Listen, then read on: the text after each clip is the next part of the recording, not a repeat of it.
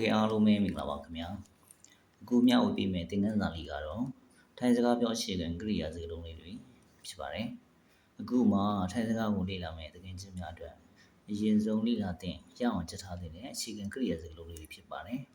ဒါဆိုရင်တော့စကားလုံးလေးတွေကိုအတူတူလေ့လာကြည့်ကြအောင်ပါခင်ဗျာပိုင်းသွားသည်ပိုင်းသွားသည်မာလာသည်မာလာသည်ဖူးပြောသည်ဖူးပြောသည်ထမ်းလုပ်သည်ထမ်းလုပ်သည်ထမ်းမှာပါးစပ်ပိတ်ပြရမှာဖြစ်ပါတယ်နန်း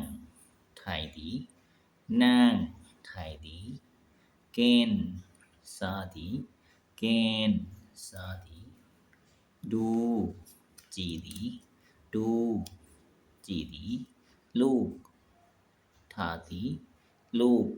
ထားသည်မတထားတာတွေကိုပြောတာဖြစ်ပါတယ်နော်เดินလမ်းလျှောက်သည်เดินလမ်းလျှောက်သည်ဒီစကားလုံးမှာအတန်ကြည့်ပြီးတော့ပြောပြရမှာဖြစ်ပါတယ်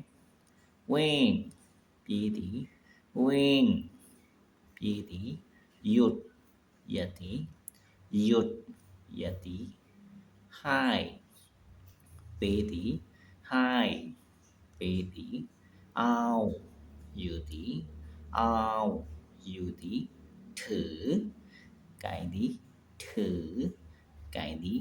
ဒီစကားလုံးမှာအတန်ကြည့်ပြီးတော့ပြောပြရမှာဖြစ်ပါတယ်ดื่มတောက်သည်ดื่มတောက်သည်ဒီစကားလုံးမှာအတန်ကြည့်ပြီးတော့ပါးစပ်ကိုပေးပြရမှာဖြစ်ပါတယ်ဝမ်းချသည်ဝမ်းချသည်ယုတ်မာသည်ယုတ်မာသည်သင်ခန်းစာလေးကတော့ဒီလောက်ပါပဲအားလုံးကိုကျေးဇူးတင်ပါတယ်ခင်ဗျာ